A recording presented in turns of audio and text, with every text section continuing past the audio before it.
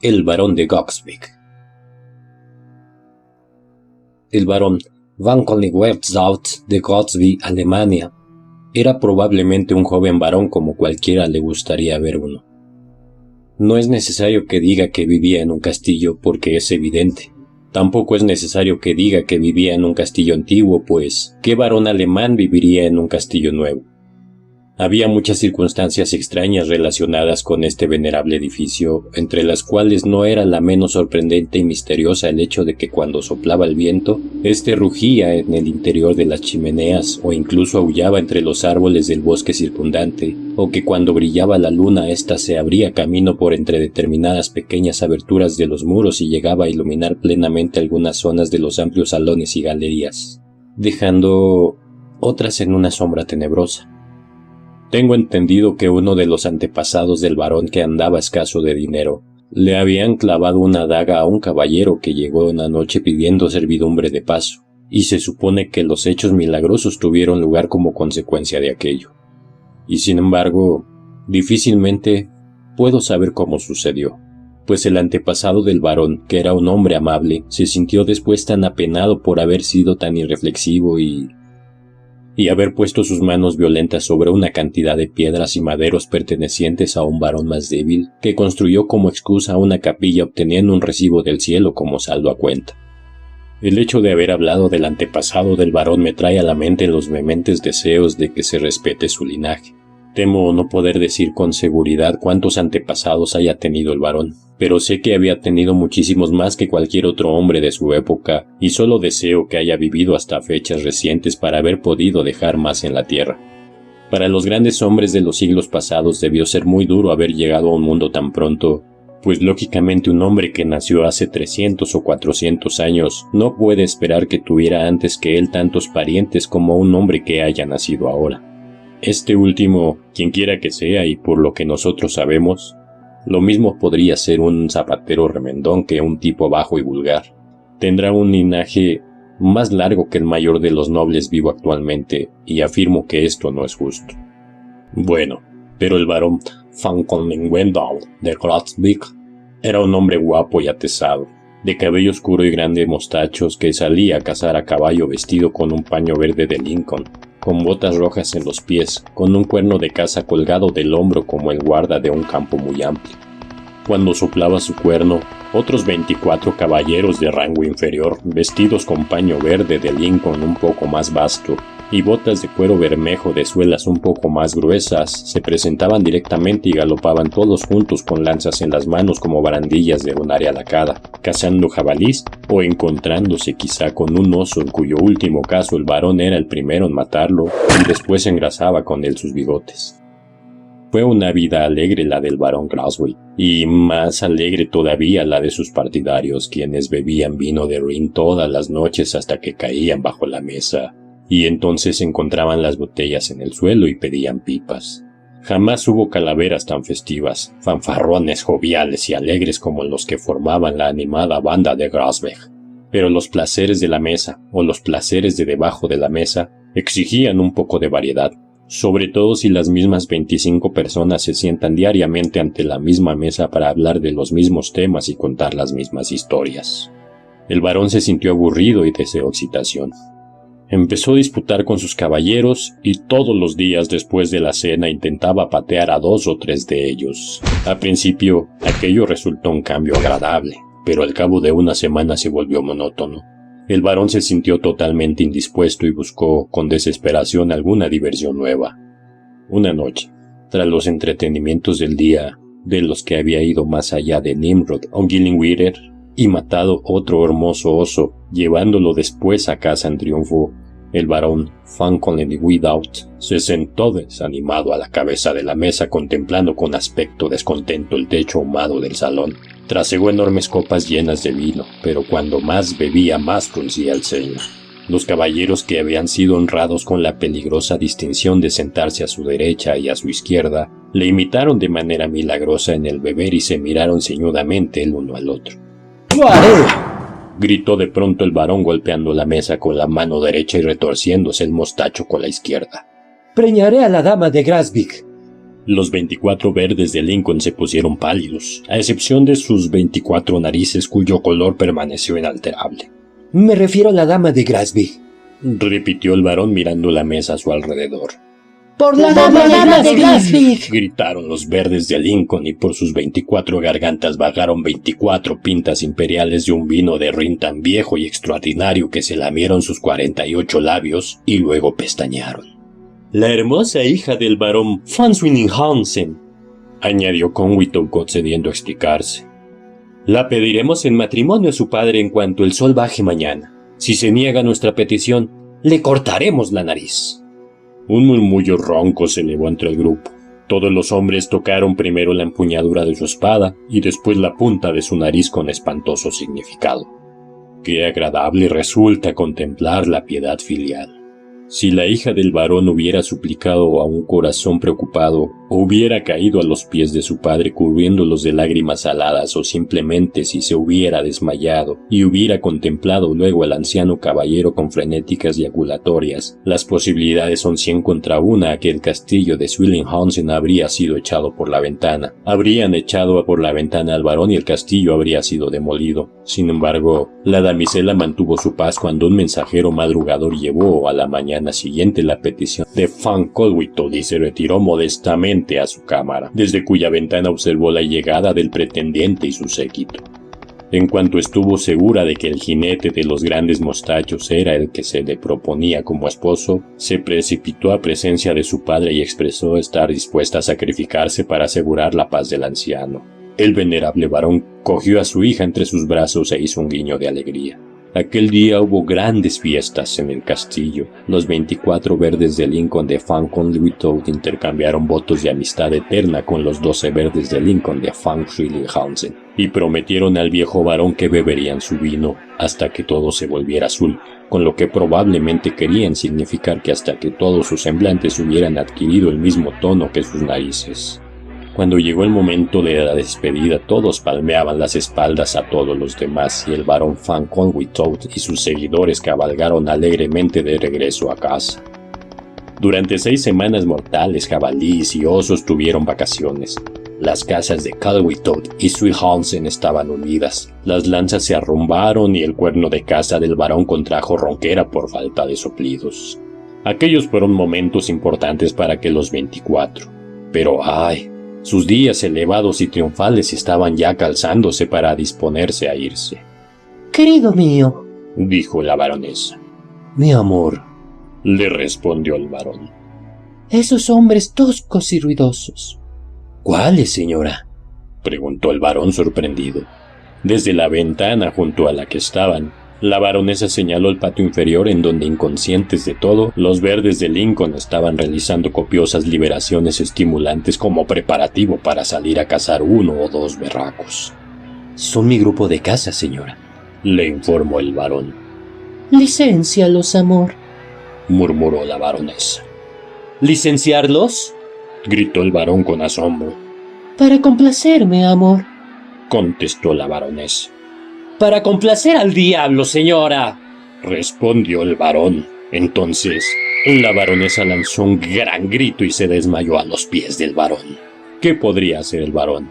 Llamó a la doncella de la señora y rugiendo pidió un doctor y luego salió a la carrera al patio. Pateó a los 2 verdes de Lincoln que más habituados estaban a ello y maldiciendo a todos los demás les pidió que se marcharan, aunque no le importaba dónde. No sé la expresión alemana para ello, pues si la conociera lo habría podido describir delicadamente. No me corresponde a mí decir mediante qué medios o qué grados algunas esposas consiguen someter a sus esposos de la manera que lo hacen, aunque sí puedo tener mi opinión personal sobre el tema y pensar que ningún miembro del Parlamento debería estar casado, por cuanto que 3 miembros casados de cada 4 votarán de acuerdo con la conciencia de su esposa, si la tienen, y no de acuerdo con la suya propia. Lo único que necesito decir ahora es que la baronesa von Colwittle adquirió de una u otra manera un gran control sobre el barón von Colwittle, y que poco a poco, trocito a trocito, día a día y año a año, el varón obtenía la peor parte de cualquier cuestión disputada o era astutamente descabalgado de cualquier antigua afición, y así Cuando se convirtió en un hombre grueso y robusto de unos 48 años, no tenía ya fiestas, ni jolgorios, ni grupo de caza, ni tampoco casa. En resumen, no le quedaba nada que le gustara o que hubiera solido tener, y así, aunque fue tan valiente como un león y tan audaz como descarado, fue claramente despreciado y reprimido por su propia dama en su propio castillo de Grasvig. Y no acaban aquí todos los infortunios del varón. Aproximadamente un año después de sus nupcias vino al mundo un varón robusto y joven en cuyo honor se dispararon muchos fuegos artificiales y se bebieron muchas docenas de barriles de vicio. Pero al año siguiente llegó una joven baronesa y cada año otro joven varón, y así, un año tras otro, o un varón o una baronesa, y un año los dos al mismo tiempo, hasta que el varón se encontró siendo padre de una pequeña familia de 12. En cada uno de esos aniversarios la venerable baronesa von Schwilhausen se ponía muy nerviosa y sensible por el bienestar de su hija la baronesa van Kollwitzow. Y, aunque no se sabe que la buena dama hiciera nunca nada real que contribuyera a la recuperación de su hija, seguía considerando un deber ponerse tan nerviosa como fuera posible en el castillo de Grasvig y dividir su tiempo entre observaciones morales sobre la forma en que se llevaba la casa del varón y quejarse por el duro destino de su infeliz hija. Y si el varón de Grasvig, algo herido e irritado por esa conducta, cobraba valor y se aventuraba a sugerir que su esposa al menos no estaba peor que las esposas de otros varones, la baronesa von Schwilhausen suplicaba a todas las personas que se dieran cuenta de que nadie salvo ella simpatizaba con los sufrimientos de su hija, y con aquello sus parientes y amigos comentaban que toda seguridad ella sufría mucho más que su yerno, y que, si existía algún animal vivo de corazón duro, ese era el varón de Grasvig. El pobre varón lo soportó todo mientras pudo, y cuando no pudo soportarlo ya más, perdió el apetito y el ánimo, y se quedó sentado lleno de tristeza y aflicción. Pero todavía le aguardaban problemas peores, y cuando le llegaron aumentó su melancolía y su tristeza. Cambiaron los tiempos, se endeudó. Las arcas de Grasvig que la familia Schwilhausen había considerado inagotables se vaciaron, y precisamente cuando la baronesa estaba a punto de sumar la 13ª adición al linaje de la familia, van Kollwitzow descubrió que carecía de medios para reponerlas. No veo qué se pueda hacer, dijo el varón. Creo que me suicidaré. Fue una idea brillante. El varón cogió un viejo cuchillo de caza de un armario que tenía al lado y tras afilarlo sobre la bota, le hizo a su garganta lo que los muchachos llaman una oferta. Bueno, exclamó el varón al tiempo que se detenía la mano. Quizá no esté lo bastante afilado. El varón lo afiló de nuevo e hizo otro intento. Pero detuvo su mano un fuerte griterío que se produjo entre los jóvenes varones y baronesas, reunidos todos en un salón infantil situado arriba de la torre con barras de hierro por el exterior de las ventanas para impedir que se lanzaran al foso. Si hubiera sido soltero, dijo el varón suspirando, podría haberlo hecho más de 50 veces sin que me interrumpieran. Vamos. Lleva una botella de vino y la pipa más grande a la pequeña habitación abovedada que hay tras el salón. Una de las criadas ejecutó de la manera más amable posible la orden del varón en el curso de una media hora, y van Kollwitzow, tras apreciar que así había sido hecho, se dirigió a grandes zancadas hacia la habitación abovedada cuyas paredes, que eran de una madera oscura y brillante, relucían al fuego de los leños ardientes apilados en el hogar. La botella y la pipa estaban dispuestas y el lugar parecía en general muy cómodo. «Deja la lámpara», ordenó el varón. ¿Alguna otra cosa, mi señor?, preguntó la criada.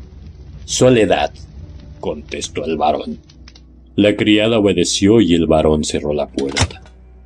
«Fumaré una última pipa y luego pondré fin a todo», dijo el varón. El señor de Grasvig dejó el cuchillo sobre la mesa hasta que lo necesitara. Se sirvió una buena medida de vino, se echó hacia atrás en la silla, estiró las piernas delante del fuego y se desinfló. Pensó en muchísimas cosas, en sus problemas de hoy y en los días pasados cuando era soltero, en los verdes de Lincoln, que desde hacía tiempo habían sido dispersados por el país sin que nadie supiera dónde estaban, con la excepción de 2, que desgraciadamente habían sido decapitados, y 4 que se habían matado de tanto beber. Su mente pensó en osos y berracos, cuando en el momento de beberse la copa hasta el fondo alzó la mirada y vio por primera vez con asombro ilimitado que no estaba solo. No, no lo estaba, pues al otro lado del fuego se hallaba sentada con los brazos cruzados una horrible y arrugada figura de ojos profundamente hundidos e inyectados en sangre, rostro cadavérico de inmensa longitud ensombrecido por unas grejas enmarañadas y mal cortadas de cabellos negros recios. Vestía una especie de túnica de color azulado desvaído que, como observó el varón contemplándola atentamente, estaba ornamentada llevando por delante a modo de cierres asideros de ataúd. También llevaba las piernas cubiertas por planchas de ataúd a modo de armadura, y sobre el hombro izquierdo llevaba un corto manto oscuro que parecía hecho con los restos de un paño mortuorio. No prestaba atención al varón, pues miraba fijamente el fuego. «Hola», exclamó el varón al tiempo que golpeaba el suelo con los pies para llamar su atención. «Hola», replicó el otro dirigiendo la mirada hacia el varón, pero solo los ojos, no el rostro. «¿Qué pasa?» ¿Qué pasa?», contestó el varón sin acobardarse en lo más mínimo por la voz hueca y la mirada carente de brillo del otro. «Soy yo el que debería hacer esa pregunta. ¿Cómo llegó hasta aquí?» «Por la puerta», contestó la figura. «¿Quién es?», preguntó el varón. «Un hombre», contestó la figura. «No lo creo», dijo el varón. «Pues no lo crea», contestó la figura. «Eso es lo que haré», replicó el varón. La figura se quedó mirando un tiempo al osado varón de Grasvik y luego, en tono familiar, dijo: «Ya veo que nadie le puede persuadir. No soy un hombre». «Entonces, ¿qué es?», preguntó el varón. «Un genio», contestó la figura. «Pues no se parece mucho a ninguno», contestó burlonamente el varón. «Soy el genio de la desesperación y el suicidio. Ahora ya me conoce». Tras decir esas palabras, la aparición se puso de cara al varón como si se preparara para una conversación, y lo más notable de todo fue que apartó el manto hacia un lado, mostrando así una estaca que le recorría el centro del cuerpo. Se la sacó con un movimiento brusco y la dejó sobre la mesa con el mismo cuidado que si se tratara de un bastón de paseo. «¿Estás dispuesto ya para mí?», preguntó la figura fijando la mirada en el cuchillo de caza. «No del todo. Primero he de terminar esta pipa». «Entonces, aligere», exclamó la figura. «Parece tener prisa», contestó el varón. «Pues sí la tengo. Hay ahora muchos asuntos de los míos en Inglaterra y Francia y mi tiempo está ocupadísimo». «¿Bebe?», preguntó el varón tocando la botella con la calzoleta de la pipa. 9 veces de cada 10 y siempre con exageración», replicó secamente la figura. «¿Nunca con moderación?». «Jamás», contestó la figura con un estremecimiento. «Eso produce alegría». El varón echó otra ojeada a su nuevo amigo, a quien consideró como un parroquiano verdaderamente extraño, y finalmente le preguntó si tomaba parte activa en acontecimientos como los que había estado contemplando. «No», contestó la figura en tono evasivo. «pero estoy siempre presente». «Para contemplar imparcialmente, supongo», dijo el varón. «Exactamente», contestó la figura jugueteando con la estaca y examinando la punta. «Dese toda la prisa que pueda, ¿quiere? Pues hay un joven caballero que ahora me necesita porque le aflige el tener demasiado dinero y tiempo libre. O eso me parece». «¿Va a suicidarse porque tiene demasiado dinero?», exclamó el varón realmente divertido. «Esa sí que es buena». Aquella fue la primera vez que el varón se rió desde hacía mucho tiempo. «Le ruego que no vuelva a hacer eso», le reconvinó la figura, que parecía muy asustada. «¿Y por qué no?». preguntó el varón. Porque me produce un gran dolor. Suspire todo lo que quiera. Eso me hace sentir bien. Al escuchar la mención de la palabra, el varón suspiró mecánicamente. La figura, animándose de nuevo, le entregó el cuchillo de caza con la cortesía más encantadora. Y sin embargo, no es mala idea. Un hombre que se suicida porque tiene demasiado dinero. Comentó el varón al tiempo que sentía el borde del arma. Va, no mejor que la de un hombre que se suicida porque no tiene nada o tiene demasiado poco, contestó la aparición con petulancia. No tengo manera de saber si el genio se comprometió sin intención alguna al decir eso, o si es que pensó que la mente del varón estaba ya tan decidida que no importaba lo que dijera. Lo único que sé es que el varón detuvo al instante la mano, abrió bien los ojos y miró como si en ellos hubiera entrado por primera vez una luz nueva. Bueno, la verdad es que no hay nada que sea lo bastante malo como para quitarse de en medio por ello, dijo Van Colwittot. Salvo las arcas vacías, gritó el genio. Bien, pero un día pueden llenarse de nuevo, añadió el varón. Las esposas regañonas, le reconvino el genio. Se les puede hacer callar, contestó el varón. 13 hijos, gritó el genio. Seguramente no todos saldrán malos, replicó el varón. Evidentemente el genio se estaba enfadando bastante por el hecho de que de pronto el varón sostuviera esas opiniones, pero intentó tomárselo a broma y dijo que se sentiría muy agradecido hacia él si le permitiera saber cuándo iba a dejar de tomárselo a risa. Pero si no estoy bromeando, nunca estuve tan lejos de eso, protestó el varón. Bueno, me alegra oír eso, respondió el genio con un aspecto ceñudo. Porque una broma que no sea un juego de palabras es la muerte para mí. ¡Vamos! ¡Abandonen enseguida este mundo terrible! No sé, dijo el varón jugueteando con el cuchillo. Ciertamente que es terrible, pero no creo que el suyo sea mucho mejor, pues no tiene aspecto de encontrarse especialmente cómodo. Eso me recuerda que me sentía muy seguro de obtener algo mejor si abandonaba este mundo. De pronto lanzó un grito y se incorporó. Nunca había pensado en esto. ¡Concluya!, gritó la figura castañando los dientes. ¡Fuera!, le contestó el varón. Dejaré de meditar sobre las desgracias, pondré buena cara y probaré de nuevo con el aire libre y los osos.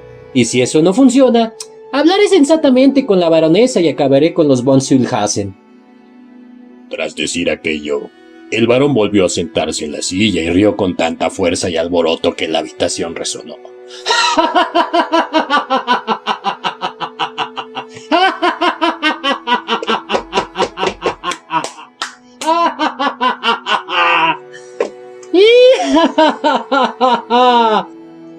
La figura retrocedió 1 o 2 pasos mirando entre tanto al varón con terror intenso, y después recogió la estaca, se la metió violentamente en el cuerpo, lanzó un aullido atemorizador y desapareció.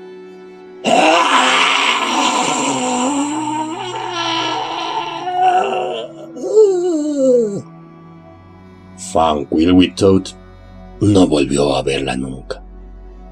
Una vez que había decidido actuar, inmediatamente obligó a razonar a la baronesa y a los Van Sülhasen, y murió muchos años después. No como un hombre rico que yo sepa, pero como un hombre feliz. Dejó tras él una familia numerosa que fue cuidadosamente educada en la casa del oso y el berraco bajo su propia vigilancia personal. Y mi consejo a todos los hombres es que si alguna vez se sienten tristes y melancólicos por causas similares, como le sucede a muchos hombres, contemplen los 2 lados del asunto y pongan un cristal de aumento sobre el mejor, y si todavía se sienten tentados a irse sin permiso, que primero se fumen una gran pipa y se beban una botella entera, y aprovechen el laudable ejemplo del barón de Grasberg.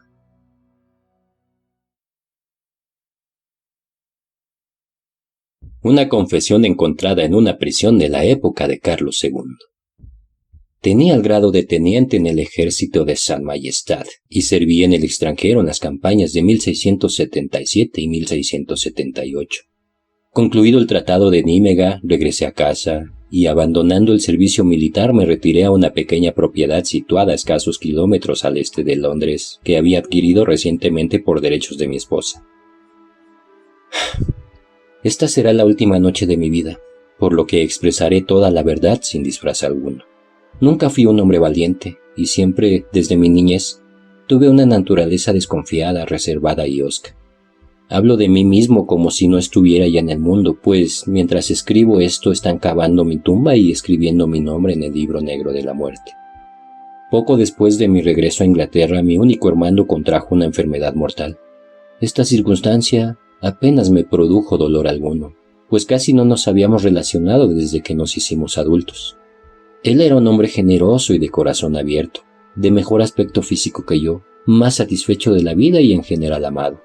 Los que por ser amigos suyos quisieron conocerme en el extranjero o en nuestro país, raras veces seguían viéndome mucho tiempo y solían decir en nuestra primera conversación que se sorprendían de encontrar dos hermanos que fueran tan distintos en sus maneras y aspectos. Acostumbraba yo a provocar esa declaración, pues sabía las comparaciones que iban a hacer entre ambos, y como sentía en mi corazón una enconada envidia, trataba de justificarla ante mí mismo. Nos habíamos casado con 2 hermanas. Este vínculo adicional entre nosotros, tal como lo considerarían algunos, en realidad sirvió solo para apartarnos más. Su esposa me conocía bien. Nunca, estando ella presente, mostré mis celos o rencores secretos, pero aquella mujer los conocía tan bien como yo. Nunca en aquellos momentos levanté mi vista sin encontrar la suya fija en mí. Nunca miré al suelo o hacia otra parte sin tener la sensación de que seguía vigilándome. Para mí era un alivio inexpresable cuando disputábamos, y fue un alivio todavía mayor cuando, encontrándonos en el extranjero, me enteré de que había muerto. Tengo ahora la sensación de que era como si hallara suspendida sobre nosotros una extraña y terrible prefiguración de lo que ha sucedido desde entonces. Tenía miedo de ella, me obsesionaba. Su mirada fija vuelve ahora hacia mí como el recuerdo de un sueño oscuro, haciendo que se enfríe mi sangre. Ella murió poco después de dar a luz a un hijo, un niño. Cuando mi hermano supo que había perdido toda esperanza de recuperación en su propia enfermedad, llamó a mi esposa junto a su lecho y confió el huérfano a su protección, un niño de 4 años. Legó al niño todas las propiedades que tenía y escribió en el testamento que en caso de que muriera su hijo, las propiedades pasarían a mi esposa como único reconocimiento que podía hacerle de sus cuidados y amor. Cambió conmigo unas cuantas palabras fraternales. Deplorando nuestra prolongada separación y hallándose agotado, se hundió en un sueño del que nunca despertó. Nosotros no teníamos hijos, y como entre las hermanas había existido un afecto profundo y mi esposa había ocupado casi el lugar de una madre para aquel muchacho, lo amaba como si ella misma lo hubiera tenido. El niño estaba muy unido a ella, pero era la imagen de su madre tanto en el rostro como en el espíritu, y desconfió siempre de mí. No puedo precisar la fecha en la que tuve por primera vez aquella sensación, pero sé que muy poco después empecé a sentirme inquieto cuando estaba junto a aquel niño. Siempre que salía de mis melancólicos pensamientos, lo encontraba mirándome con fijeza, pero no con esa simple curiosidad infantil, sino con algo que contenía el propósito y el significado que con tanta frecuencia había observado yo en su madre. No se trataba de un resultado de mi infancia, basado en el gran parecido que tenía con ella en los rasgos y la expresión. Jamás le sorprendí con la mirada baja. Me tenía miedo, pero al mismo tiempo parecía despreciarme instintivamente. Y aunque retrocediera ante mi mirada, tal como solía hacer cuando estábamos a solas, aproximándose a la puerta, seguía manteniendo fijos en mí sus ojos brillantes. Es posible que me esté ocultando a mí mismo la verdad, pero no creo que cuando comenzó todo aquello hubiera pensado yo en hacerle mal alguno. Quizá consideraba lo bien que nos vendría su herencia y hasta puede que deseara su muerte, pero creo que jamás pensé en lograrla por mis propios medios. La idea no me llegó de repente, sino poco a poco, presentándose al principio con una forma difusa, como a gran distancia, de la misma manera que los hombres pueden pensar en un terremoto o en el último día de su vida, que luego Se va acercando más y más, perdiendo con ello parte de su horror e improbabilidad.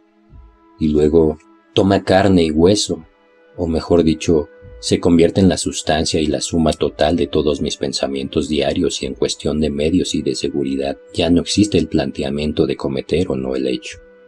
Mientras todo aquello sucedía en mi interior, no podía soportar que el niño me viera mientras yo le miraba, pero una fascinación me arrastraba a contemplar su cuerpo ligero y frágil, pensando en lo fácil que me resultaría hacerlo.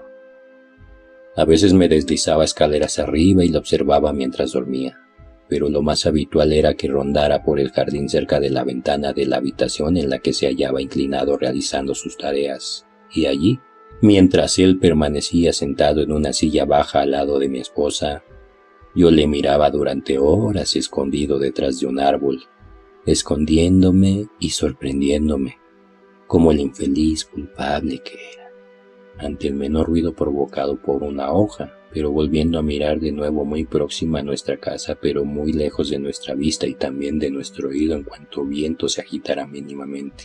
Había una extensión profunda de agua. Empleé varios días en forma con mi navaja un tosco modelo de bote que por fin terminé y dejé donde el niño pudiera encontrarlo. Me oculté entonces en un lugar secreto, porque tendría que pasar si se escapaba a solas para hacer navegar el juguetito, y aguardé allí su llegada.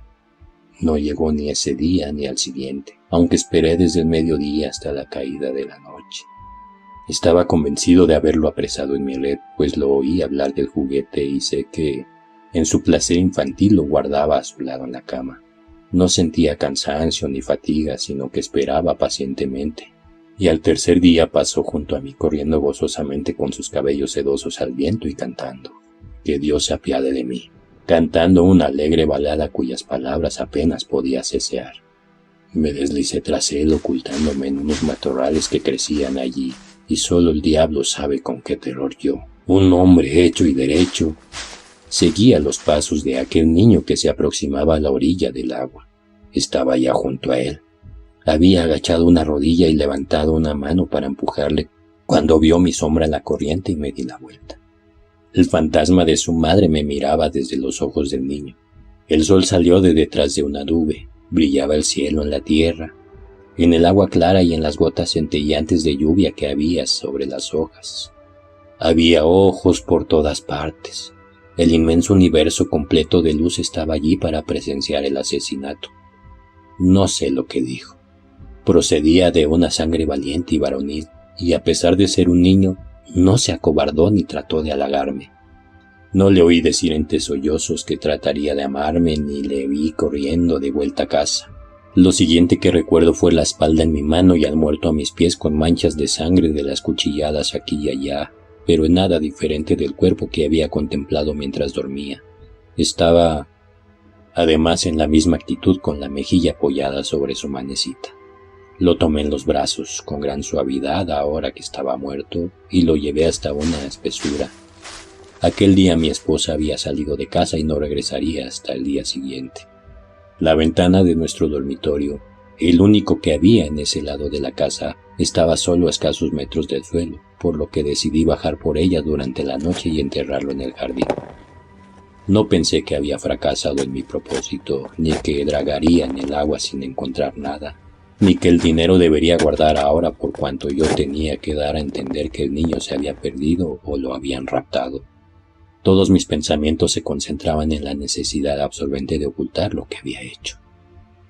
No existe lengua humana capaz de expresar, ni mente de hombre capaz de concebir cómo me sentí cuando vinieron a decirme que el niño se había perdido, cuando ordené buscarlo en todas las direcciones, cuando me aferraba tembloroso a cada uno de los que se acercaban. Lo enterré aquella noche. Cuando separé los matorrales y miré en la oscura espesura, vi sobre el niño asesinado una luciérnaga que brillaba como el espíritu visible de Dios.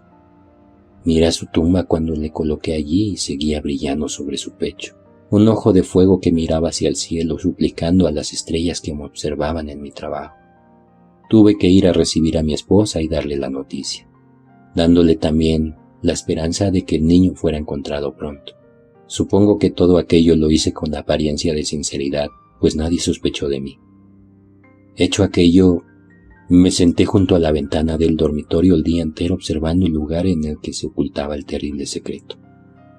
Era un trozo de terreno que había cavado para replantarlo con hierba y que había elegido porque resultaba menos probable que los rastros del asadón llamaran la atención.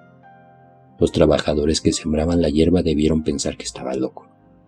Continuamente les decía que aceleraran el trabajo. Salía afuera y trabajaba con ellos. Pisaba la hierba con los pies y les metía prisa con gestos frenéticos. Terminaron la tarea antes de la noche y entonces me consideré relativamente a salvo. Dormí no como los hombres que despiertan alegres y físicamente recuperados, pero dormí, pasando de unos sueños vagos y sombríos en los que era perseguido a visiones de una parcela de hierba a través de la cual brotaba ahora una mano, luego un pie y luego la cabeza. En esos momentos siempre despertaba y me acercaba a la ventana para asegurarme que aquello no fuera cierto. Después, volvía a meterme en la cama y así pasé la noche entre sobresaltos, levantándome y acostándome más de 20 veces y teniendo el mismo sueño una y otra vez. Lo que era mucho peor que estar despierto, pues cada sueño significaba una noche entera de sufrimiento. Una vez pensé que el niño estaba vivo y que nunca había tratado de asesinarlo. Despertar de ese sueño significó el mayor dolor de todos.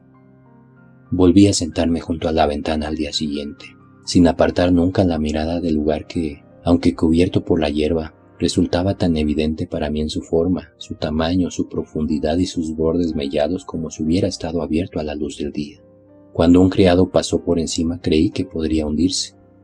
Una vez que hubo pasado miré para comprobar que sus pies no hubieran deshecho los bordes. Si un pájaro se posaba allí, me aterraba pensar que por alguna intervención extraña fuera decisivo para provocar el descubrimiento. Si una brisa de aire soplaba por encima, a mí me susurraba la palabra asesinato. No había nada que viera o escuchara, por ordinario o poco importante que fuera, que no me aterrara. Y en ese estado de vigilancia incesante pasé 3 días. Al 4.º día llegó hasta mi puerta un hombre que había servido conmigo en el extranjero, acompañado por un hermano suyo, oficial a quien nunca había visto. Sentí que no podía soportar dejar de contemplar la parcela. Era una tarde de verano y pedí a los criados que sacaran al jardín una mesa y una botella de vino. Me senté entonces, colocando la silla sobre la tumba y tranquilo, con la seguridad que nadie podría turbarla ahora sin mi conocimiento. Intenté beber y charlar. Ellos me desearon que mi esposa se encontrara bien, que no se viera obligada a guardar cama. Esperaban no haberla asustado. ¿Qué podía decirles si con una lengua titubeante acerca del niño? El oficial al que no conocía era un hombre tímido que mantenía la vista en el suelo mientras yo hablaba. Incluso eso me aterraba. No podía apartar de mí la idea de que había visto allí algo que le hacía sospechar la verdad. Precipitadamente le pregunté qué suponía que... pero me detuve. ¿Que el niño ha sido asesinado?, contestó mirándome amablemente. Oh no, ¿qué puede pensar un hombre asesinando a un pobre niño? Yo podía contestarle mejor que nadie lo que podía ganar un hombre con tal hecho, pero mantuve la tranquilidad aunque me recorrió un escalofrío. Entendiendo equivocadamente mi emoción, ambos se esforzaron por darme ánimos con la esperanza de que con toda seguridad encontrarían al niño. Qué gran alegría significaba eso para mí, cuando de pronto oímos un aullido bajo y profundo, y saltaron sobre el muro 2 enormes perros que dando botes por el jardín repitieron los ladridos que ya habíamos oído. ¡Son sabuesos!, gritaron mis visitantes. No era necesario que me lo dijeran, aunque en toda mi vida hubiera visto un perro de esa raza, supe lo que eran y para qué habían venido. Aferré los codos sobre la silla y ninguno de nosotros habló o se movió. Son de pura raza, comentó el hombre al que había conocido en el extranjero. Sin duda no habían hecho suficiente ejercicio y se han escapado. Tanto él como su amigo se dieron la vuelta para contemplar a los perros que se movían incesantemente con el hocico pegado al suelo, corriendo de aquí para allá, de arriba abajo, dando vueltas en círculo, lanzándose en frenéticas carreras, sin prestarnos la menor atención en todo el tiempo, pero repitiendo una y otra vez el aullido que allí habíamos oído y acercando el hocico al suelo para rastrear ansiosamente aquí y allá. Empezaron de pronto a olisquear la tierra con mayor ansiedad que nunca y aunque seguían igual de inquietos, ya no hacían recorridos tan amplios como al principio, sino que se mantenían cerca de un lugar y constantemente disminuían la distancia que había entre ellos y yo. Llegaron finalmente junto al sillón en el que yo me hallaba y lanzaron una vez más su terrorífico aullido, tratando de desgarrar las patas de la silla que les impedía excavar el suelo. Pude ver mi aspecto en el rostro de los dos hombres que me acompañaban. ¿Han olido alguna presa?, dijeron los dos al unísono. No han olido nada, grité yo. Por Dios, apártese, dijo el conocido mío con gran preocupación. Si no van a despedazarle. Aunque me despedacen miembro a miembro, no me apartaré de aquí, grité yo. ¿Acaso los perros van a precipitar a los hombres a una muerte vergonzosa? ¡Ataquémoslo con hachas! ¡Despedacémoslos! Aquí hay algún misterio extraño, dijo el oficial al que yo no conocía sacando la espada. En el nombre de Rey Carlos II, ayúdenme a detener a este hombre. Ambos saltaron sobre mí y me apartaron aunque yo luché mordiéndolos y golpeándolos como un loco. Al poco rato, ambos me inmovilizaron y vi a los coléricos perros abriendo la tierra y lanzándola al aire con las patas como si fuera agua. ¿He de contar algo más? Que caí de rodillas y con un castañeo de dientes confesé la verdad y rogué que me perdonaran. Me han negado el perdón y vuelvo a confesar la verdad. He sido juzgado por el crimen. Me han encontrado culpable y sentenciado. No tengo valor para anticipar mi destino o para enfrentarme varonilmente a él. No tengo compasión, ni consuelo, ni esperanza, ni amigo alguno. Felizmente, mi esposa ha perdido las facultades que le permitirían ser consciente de mi desgracia o de la suya. Estoy solo en este calabozo de piedra con mi espíritu maligno y moriré mañana.